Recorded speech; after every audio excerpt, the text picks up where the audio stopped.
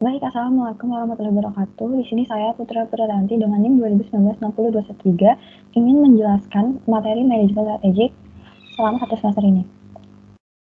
Baik, yang pertama di sini ada chapter 1 yaitu Basic Concept of Strategic Management.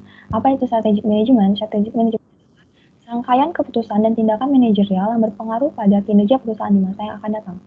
Apa sih manfaat mempelajari strategic management? Yang pertama itu akan mengetahui visi dan misi dari suatu perusahaan. Yang kedua dengan dapat memilih strategi yang paling signifikan yang berpengaruh bagi perusahaan. Yang kedua dengan dapat mengetahui perubahan industri yang terjadi saat ini. Yang keempat ada memiliki strategi antara struktur budaya dan sumber daya. Dan apa tantangan dan fase dalam menerapkan strategic management? Yang pertama itu dapat berdampak pada globalisasinya. Yang kedua berdampak pada inovasi. Yang ketiga dapat berdampak pada keberlangsungan dalam jangka panjang dan terus-menerus. Selanjutnya ada basic model of strategic management. Ada 5.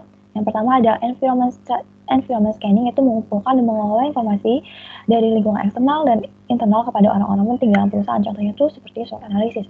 Yang kedua ada strategic formulation, yaitu proses menginvestigasi, menganalisis, dan menjalankan strategi perusahaan. Yang ketiga ada strategy implementation, yaitu diterapkan dalam 3 hal. Ada program, anggaran, dan prosedur. Yang keempat ada evaluation and control, yaitu mengevaluasi result of activities dan actual outcomes-nya.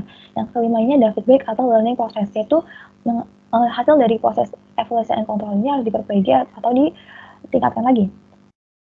Selanjutnya ada strategic of decision making. Di sini ada 8 proses. Yang pertama ini mengevaluasi hasil kinerja. Yang kedua ada tinjau tata kelola perusahaan. Yang ketiga ada memindai dan menilai lingkungan eksternal untuk faktor-faktor strategis yang menimbulkan peluang dan ancaman. Yang keempat ada memindai dan menilai lingkungan internal. Yang kelima ada menganalisis faktor strategis. Yang kelima ada menghasilkan, mengevaluasi, dan pilih strategi alternatif yang terbaik bagi perusahaan.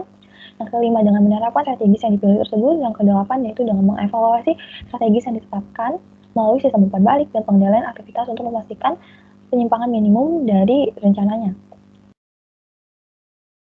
Selanjutnya kita akan bahas chapter 4, yaitu tentang environment scanning and industry analysis. Di sini kita akan membahas tentang external faktornya.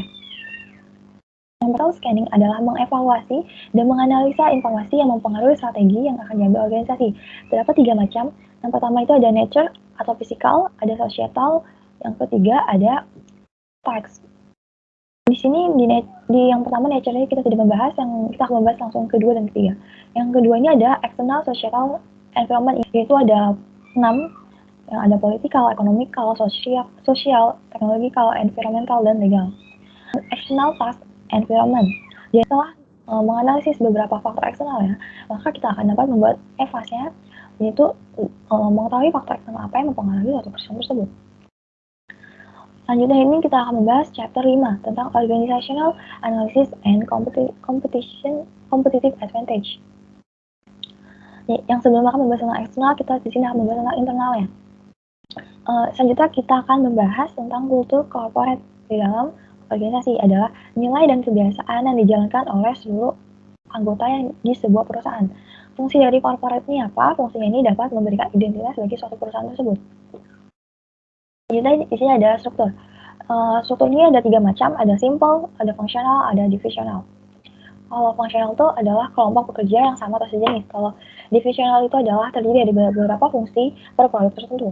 Yang ketiga ada research based view, adalah pendekatan yang digunakan untuk menganalisis segala yang berhubungan dengan sumber daya. Internal factor analysis summary adalah tabel yang akan mengidentifikasi faktor internal dan mengelompokkan ke dalam kekuatan maupun kelemahan untuk kemudian bisa mengambil keputusan berdasarkan hasil dari tabel tersebut. Jadi kalau internal itu akan membahas strength dan opportunity, dan kalau eksternal itu akan membahas tentang weakness dan threat. Selanjutnya kita akan masuk chapter 6, yaitu adalah strategi formulation tentang bisnis strategi. Apa itu formulasi strategi? Formulasi strategi adalah kegiatan menganalisa dan merencanakan misi, tujuan, strategi, dan kebijakan perusahaan. Formulasi strategi ini dimulai dengan menganalisa situasi eksternal dan internal yang akan menghasilkan SFAS atau juga bisa dibilang dengan SWOT analysis. Lalu setelah terbentuk SFAS, apa yang harus dilakukan? Perusahaan dapat memformulasikan strategi berdasarkan 4, yaitu ada misi, objektif, tindakan melakukan misi dan objektif, dan kebijakan. Selanjutnya di sini ada chapter 7, yaitu membahas tentang strategi formulation corporate strategy. Apa itu corporate strategy? Adalah arah dan tujuan bagi seluruh perusahaan dalam mengelola sumber daya dan kapabilitas yang dimiliki. Ada 3 isu utama dalam corporate strategy. Yang pertama ada directional strategy, yaitu arah tujuan perusahaan. Terbagi menjadi 3, yaitu ada growth, stability, dan retirement. Yang kedua ada portfolio analysis, yaitu industri atau pasar di mana perusahaan bersaing lewat produk atau layanannya. Ada 4 analisa. Yang pertama ada cash cow, staff, growth, dan cash work. Yang ketiga ada parenting analisis, yaitu bagaimana nih perusahaan ini mengkoordinasikan sumber daya untuk meningkatkan capability-nya. Ada 2 analisa ya, yang pertama ada horizontal dan multi point.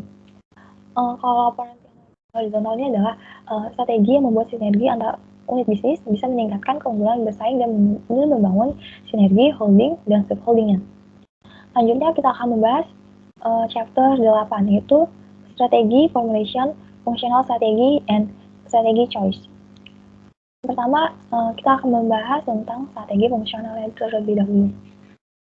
Jadi strategi fungsional ini adalah strategi dari bagian unit atau bisnis perusahaan untuk memaksimalkan produktivitas sumber daya dan capability yang dimiliki untuk menciptakan keunggulan bersaingnya.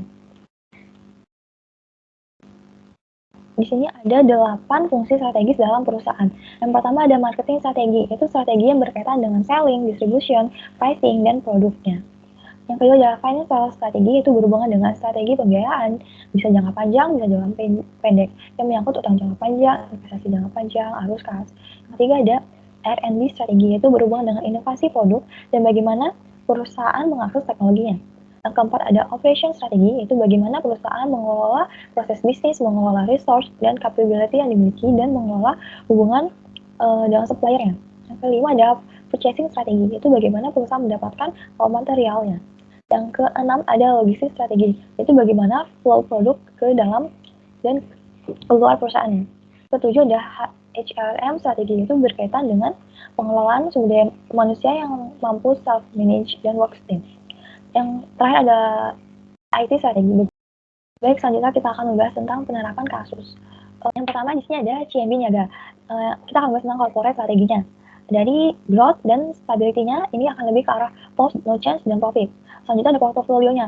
Portofolionya ini lebih ke arah star, karena penjualan market share itu meningkat, market growth-nya meningkat. Kalau ini tidak ada, karena CMB Niaga tidak memiliki anak perusahaan. Kita dari bisnis strateginya ini, kompetitifnya ini fokus ke diferensiasi dari cost leadership-nya. Kalau dari kolaboratifnya ini bekerja sama dengan lembaga pendidikan tinggi. Contohnya seperti CMB Niaga yang bekerja sama dengan TSM. Ini adalah fungsional atau operasional strateginya. Di CMB Niaga ini meningkatkan di bagian IT, yaitu dengan meningkatkan digital bankingnya sehingga customer dapat lebih mudah mengakses. Selanjutnya ada Pos Indonesia. Di Pos Indonesia ini, IFAS-nya atau strength-nya ini adalah memiliki jaringan yang luas. Weakness-nya ini penurunan pendapatan segmen keuangan dan teknologinya. Kalau di IFAS ya, opportunity-nya itu pertumbuhan industri pengiriman barang di Indonesia kan lagi banyak-banyaknya, apalagi di masa pandemi. Orang akan lebih memilih belanja online dibanding dengan belanja langsung. Hit rate-nya itu muncul kompetitor yang kuat dalam jasa keuangan. Dan juga banyak kompetitor-kompetitor baru yang muncul. Selanjutnya ada PT Astra International. Di strength-nya ini, dia menguasai pasar otomotif. Kalau di bisnisnya ini, meningkatkan biaya operasional dan penjualannya. Selanjutnya di opportunity-nya, adanya percepatan digitalisasi, sehingga pembeli dapat memilih produknya melalui internet atau web yang sudah Astra sediakan. Ceritanya itu adalah penurunan pertumbuhan ekonomi sebesar 2,07%. Selanjutnya ada PT Telkom Indonesia. Di PT Telkom Indonesia, strategi bisnisnya ini adalah pertama ada competitive differentiation dengan reputasi perusahaan yang berkualitas dan selalu melakukan inovasi pada produk dengan menambah fitur-fitur serta memberikan berbagai penawaran bagi pelanggannya. Di operational strateginya ini ada marketing strategi, itu memperkuat ekosistem digital dengan Gojek dalam rangka memperkuat database pelanggan kedua. Yang ada dari IT strateginya itu memodernisasi ke jaringan SPO di Dinut yang seluruhnya menggunakan serat optik. Selanjutnya ada Adaro. Di Adaro ini, strength-nya ini adalah produk batubara yang unik, rutinitas alokasi pengembangan dan keuangan strategis, opportunity peningkatan permintaan batu bara oleh negara-negara berkembang di Asia Tenggara, terjadi penurunan permintaan batu bara. Selanjutnya ada Unilever. Unilever ini bisnis strateginya ini competitive cost leadership. Jadi Unilever ini melakukan inisiatif penghematan biaya pada tahun 2020. Penghematan biaya ini tercermin dari modal bisnisnya.